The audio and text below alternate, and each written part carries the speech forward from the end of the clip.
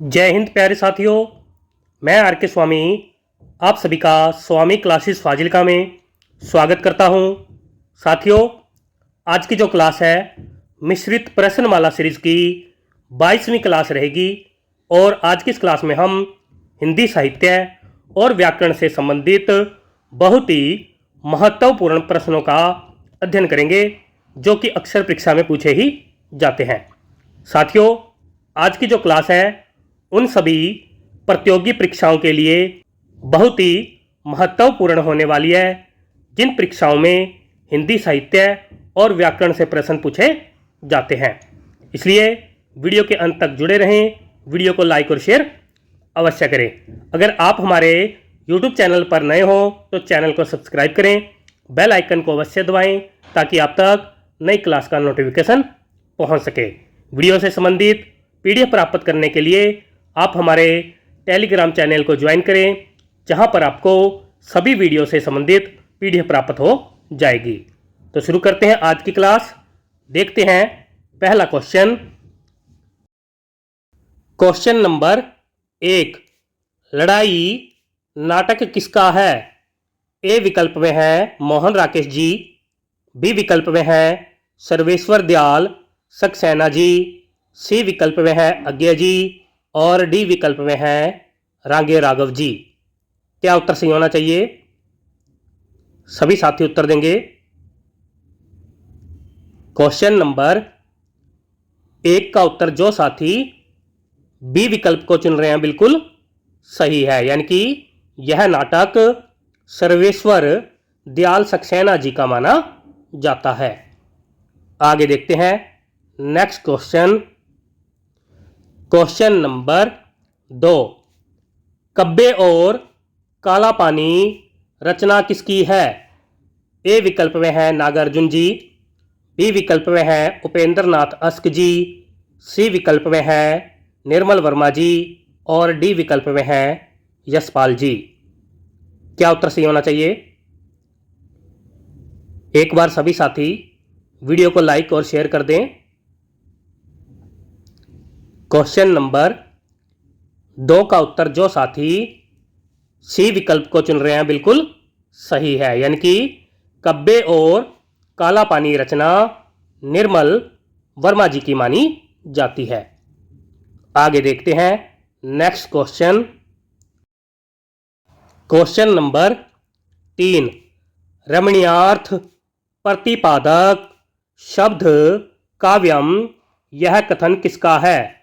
ए विकल्प में है भरत मुनि जी, बी विकल्प में है विश्वनाथ जी, सी विकल्प में है जगन्नाथ जी और डी विकल्प में है वामन जी। क्या उत्तर सही होना चाहिए? क्वेश्चन नंबर 3 का उत्तर जो साथी सी विकल्प को चुन रहे हैं बिल्कुल सही है, यानी कि यह कथन जगन्नाथ जी का माना जाता है। आगे देखते हैं नेक्स्ट क्वेश्चन।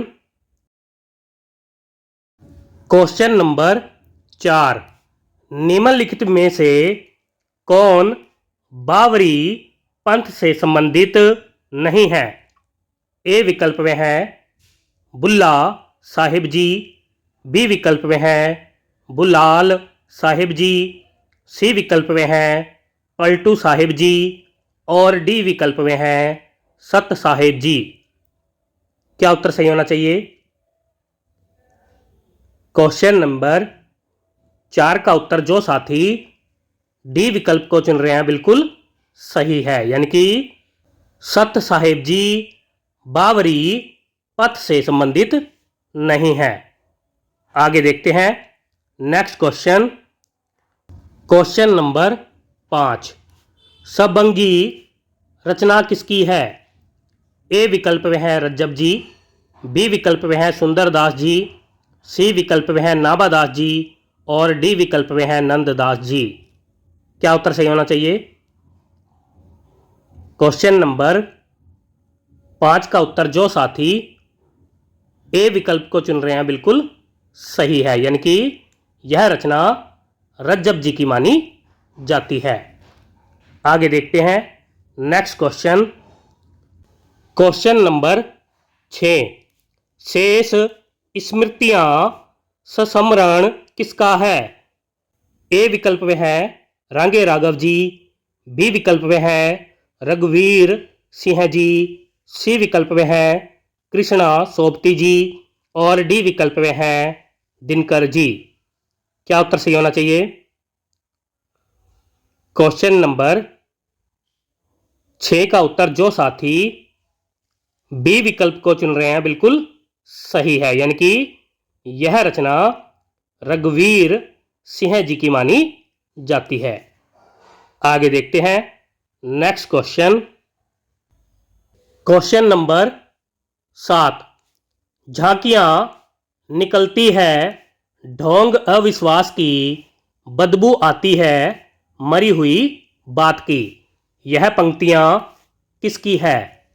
ए विकल्प में है नागार्जुन जी, बी विकल्प में है कमलेश्वर जी, सी विकल्प में है सर्वेश्वर दयाल सक्सेना जी और डी विकल्प में है धूमिल जी। क्या उत्तर सही होना चाहिए?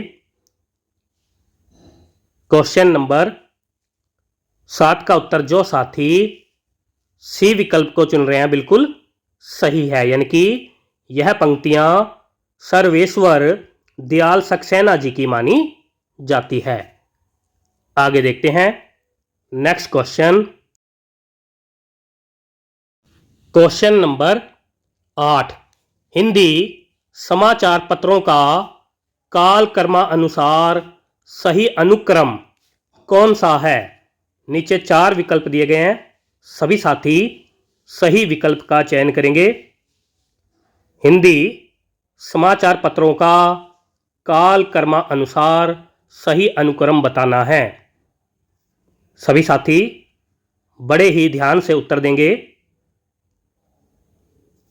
क्वेश्चन नंबर 8 का उत्तर जो साथी ए विकल्प को चुन रहे हैं बिल्कुल सही है, यानी कि सबसे पहले करमवीर, फिर आज और उसके बाद विशाल भारत और अंत में जनसत्ता आता है। यानी कि करमवीर समाचार पत्र का प्रकाशन वर्ष 1919 माना जाता है और आज समाचार पत्र का प्रकाशन वर्ष 1920 ईस्वी माना जाता है। विशाल भारत पत्र का प्रकाशन वर्ष 1928 ईस्वी माना जाता है और जनसत्ता समाचार पत्र का प्रकाशन वर्ष 1980 ईस्वी माना जाता है। सभी साथी याद कर लेंगे। आगे देखते हैं next question. Question number 9 Dinkar ji की रचनाओं का सही अनुक्रम कौन सा है? 4 विकल्प दिए गए हैं, सही विकल्प का चयन करेंगे। सभी साथी उत्तर देंगे और बहुत ही ध्यान से उत्तर देना है। यह सभी रचनाएं दिनकर जी की है। क्वेश्चन नंबर 9 का उत्तर जो साथी बी विकल्प को चुन रहे हैं बिल्कुल सही है, यानी कि रेणुका सबसे पहले, फिर हुंकार, हुंकार के बाद रसवंती, रसवंती के बाद उर्वशी आती है। अगर हम इनके प्रकाशन वर्ष की बात करें तो रेणुका का प्रकाशन वर्ष 1935 ईस्वी माना जाता है। हुंकार का प्रकाशन वर्ष 1939 ईस्वी माना जाता है। रसवंती का प्रकाशन वर्ष 1940 ईस्वी माना जाता है। उर्वशी का प्रकाशन वर्ष 1961 ईस्वी माना जाता है। सभी साथी याद कर लेंगे। आगे देखते हैं नेक्स्ट क्वेश्चन। क्वेश्चन नंबर 10 निम्नलिखित में से कौन सा सही सुमेलित नहीं है? नीचे 4 विकल्प दिए गए हैं, सभी साथी सही विकल्प का चयन करेंगे। आत्मकथा और लेखकों का नाम दिया है, कौन सा सही सुमेलित नहीं है? उस विकल्प की पहचान करो। क्वेश्चन नंबर 10 का उत्तर जो साथी सी विकल्प को चुन रहे हैं बिल्कुल सही है, यानी कि मेरी आत्म कहानी यह आत्मकथा जयशंकर प्रसाद जी की नहीं है। मेरी आत्म कहानी यह आत्मकथा श्याम श्याम सुंदर श्याम सुंदर दास जी की मानी जाती है और 10 द्वार से सोपान तक यह आत्मकथा हरिवंश राय बच्चन जी की मानी जाती है। मेरी जीवन यात्रा यह आत्मकथा राहुल साकृत्यायन जी की मानी जाती है। मेरी कहानी यह आत्मकथा वृंदावन लाल वर्मा जी की मानी जाती है। सभी साथी याद कर लेंगे। आगे देखते हैं नेक्स्ट क्वेश्चन। क्वेश्चन नंबर 11 है, बात बोलेगी रचना किसकी है? ए विकल्प में है शमशेर बहादुर जी, बी विकल्प में है अज्ञा जी, सी विकल्प में है भैरव प्रसाद गुप्त जी और डी विकल्प में है श्याम सुंदर दास जी। क्या उत्तर सही होना चाहिए? क्वेश्चन नंबर 11 का उत्तर जो साथी ए विकल्प को चुन रहे हैं बिल्कुल सही है, यानी कि यह रचना शमशेर बहादुर जी की मानी जाती है। आगे देखते हैं नेक्स्ट क्वेश्चन। क्वेश्चन नंबर 12 है, साम्राज्ञी का नैवेद्य दान रचना किसकी है? ए विकल्प में है निराला जी, बी विकल्प में है दिनकर जी, सी विकल्प में है अज्ञा जी और डी विकल्प में है धर्मवीर भारती जी। क्या उत्तर सही होना चाहिए? सभी साथी उत्तर देंगे।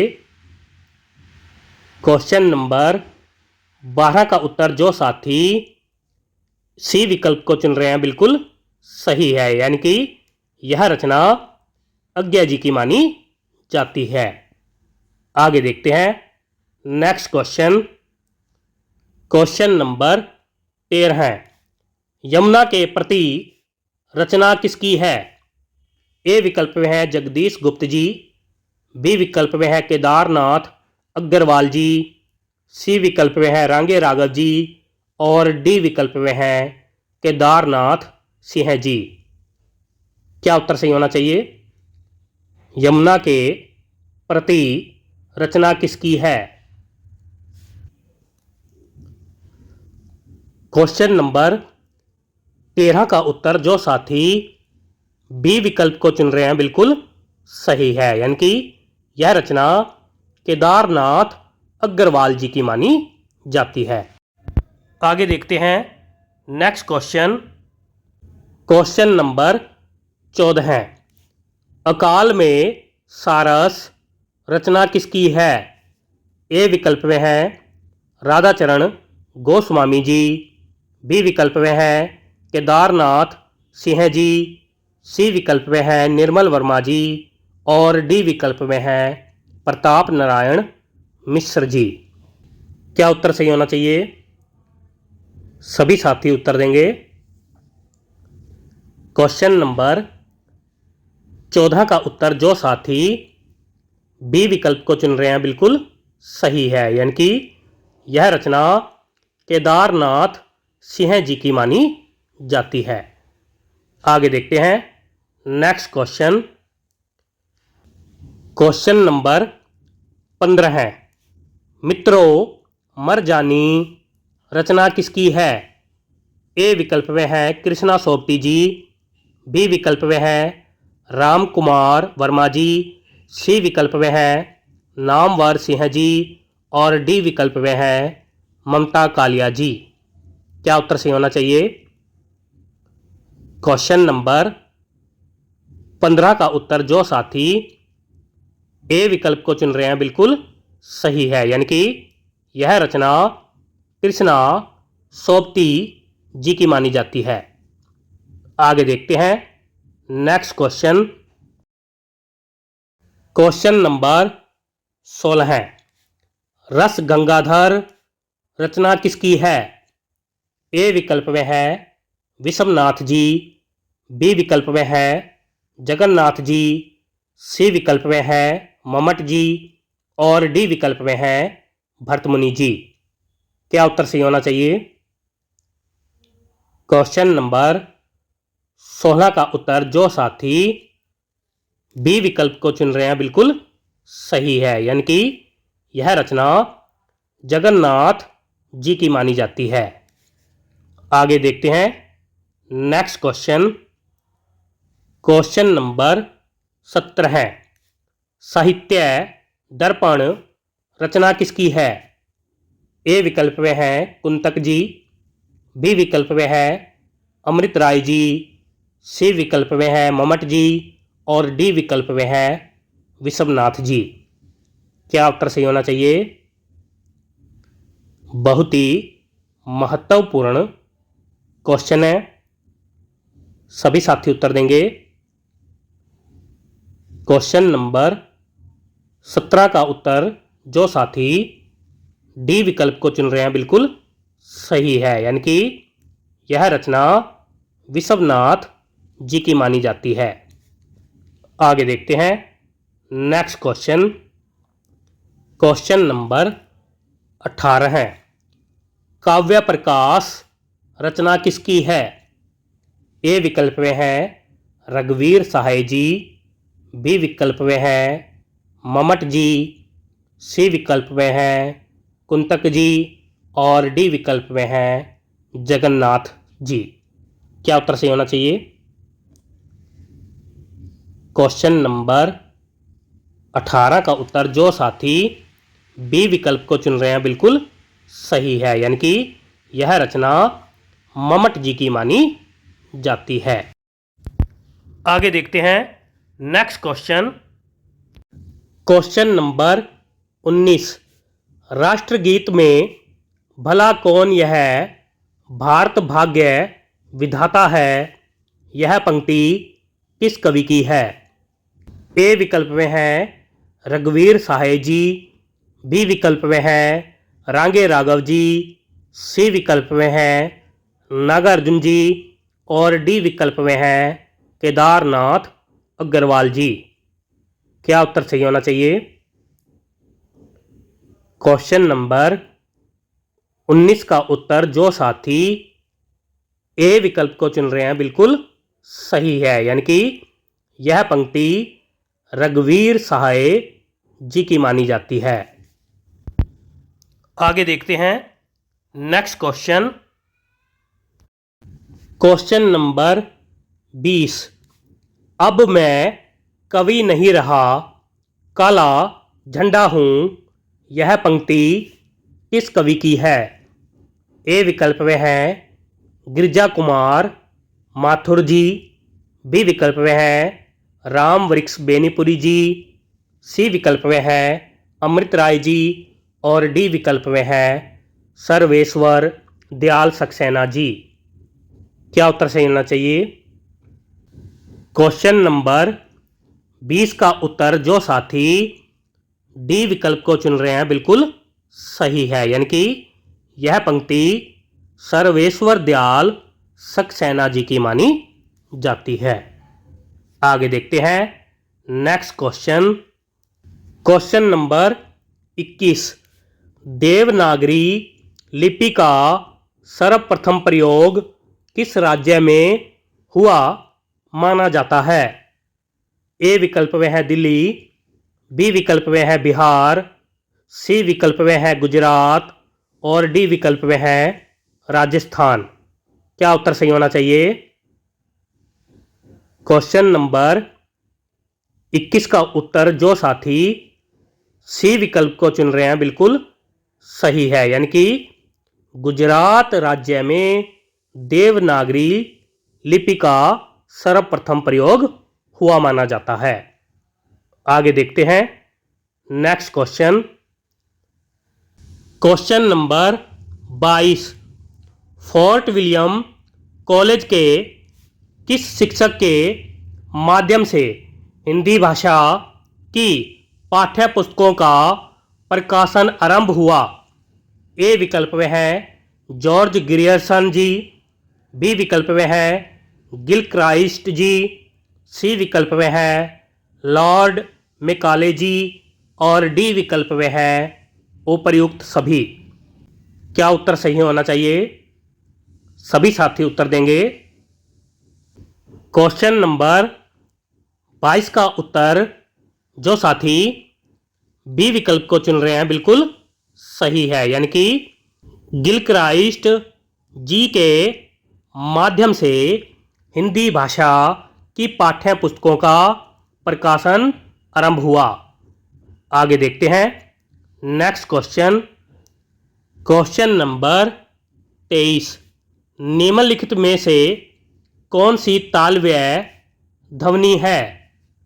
ए विकल्प में है श, बी विकल्प में है य, सी विकल्प में है ई और डी विकल्प में है उपर्युक्त सभी। क्या उत्तर सही होना चाहिए? क्वेश्चन नंबर 23 का उत्तर जो साथी डी विकल्प को चुन रहे हैं बिल्कुल सही है, यानी कि उपर्युक्त सभी ध्वनियां तालव्य है। आगे देखते हैं नेक्स्ट क्वेश्चन।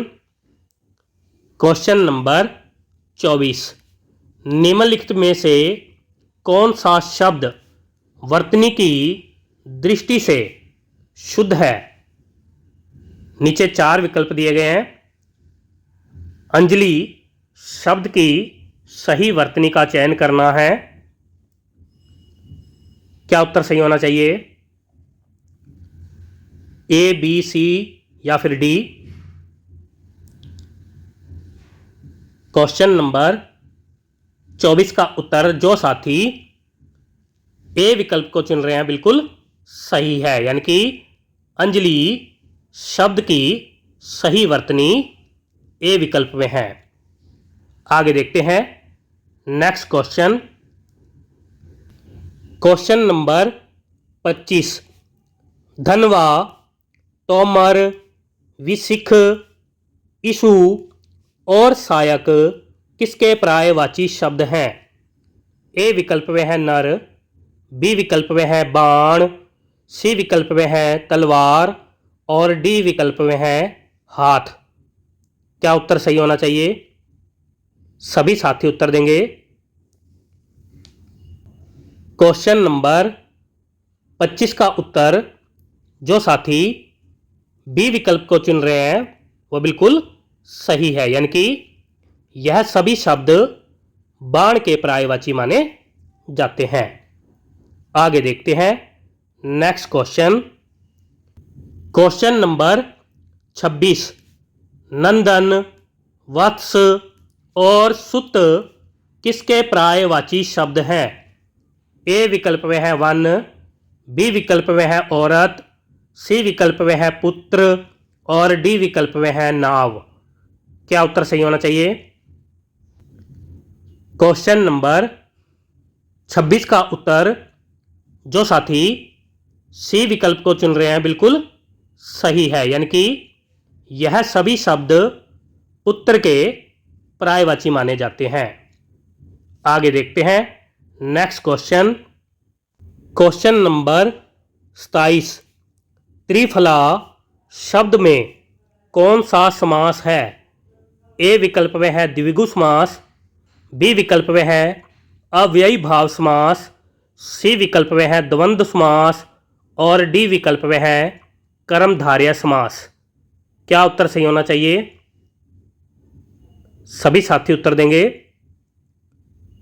क्वेश्चन नंबर 27 का उत्तर जो साथी ए विकल्प को चुन रहे हैं बिल्कुल सही है, यानी कि त्रिफला शब्द में द्विगु समास है।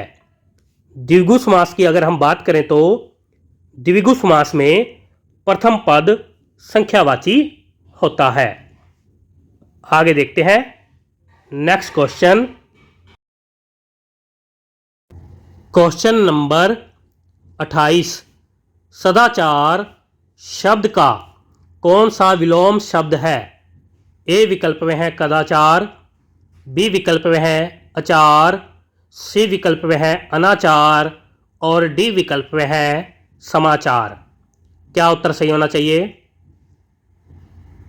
क्वेश्चन नंबर 28 का उत्तर जो साथी ए विकल्प को चुन रहे हैं बिल्कुल सही है, यानी कि सदाचार शब्द का विलोम शब्द है कदाचार। सभी साथी याद कर लेंगे। आगे देखते हैं नेक्स्ट क्वेश्चन। क्वेश्चन नंबर 29, स्वागत शब्द का कौन सा विलोम शब्द है?